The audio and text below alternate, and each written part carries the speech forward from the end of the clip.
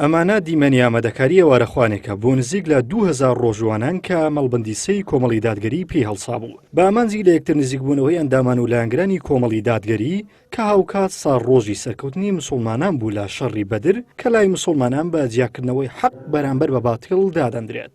بەرپرسی مەڵبەندی سێ هەولێریش دەڵێت ئەنجامدانی ئەم ئێوارەخوانە لە مانگی پیرۆزی ڕەمەزان مەبەست لەی پتەوکردنی برایەتی و چاندنی تۆی خۆشەویستی بووە.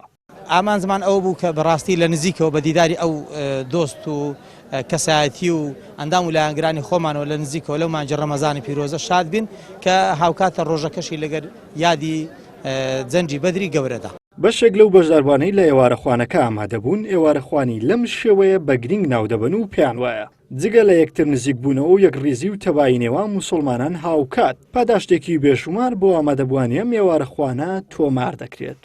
و دەمەوێت ڕێز و سوپاسی خۆم بۆ کۆمەڵی دادگەری و هەروەها مەڵبەندی سێ کە بەڕاستی ئێوارەیەکی خوانێکی زۆر باش و نایە بوو هیوادارم هەر بەردەوام بن و لە کاری چاکە و خێر هەر بەرەو پێش بچن. برایانی کۆمەڵی دادگەری هەستان بە خوانێکی بۆ ڕۆژەوانان تامان ئەوەش خێرێکی زۆر گەورەیە خدای گەورە ئیشاڵڵا پاداشتی خێریان دەداتەوە. خێرە بنووسە ڕەبی خوا دامی عەمر و داغ بیتە پاداشتی بەهەشتە خوا. دلت خۆش بووە ئەمڕۆ ئەو ڕۆهۆم بەیەکەوە فتارتان کردەوە؟ والله باش خۆش بوو.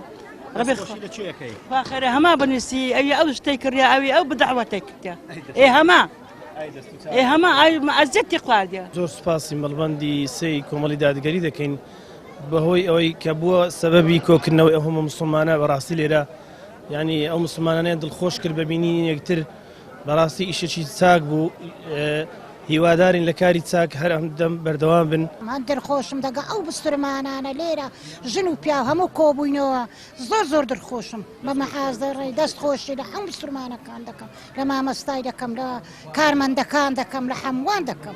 لە دینی پیرۆزی ئیسلام هەمیشە جەخت لەوە کراوەتەوە ئەو کەسانەی خواردن با کەسێکی ڕۆژوان بدات هەمان ئەجر و پاداشت بۆ ئەو دێت و بەبێ کەمبوونەوەی ئەجر و پاداشتی ڕۆژوان بۆیە مسلمانان هەمیشە گرنگی بە بەربانگی ڕۆژوانان دەدەن. هاوکات لە ئێوارەخوانەکەدا مامۆستا عەلی باپیر سەرۆکی کۆمەڵی دادگەری بە چەند وتەیەک بەشداری لە ئێوارەخوانەکە کرد و لە وتەکانیدا باسی لە گەورەی مانگی پیرۆزی ڕەمەزان کرد. عیمران ئەمیر کەناڵی ئاسمانی پەیام هەولێر.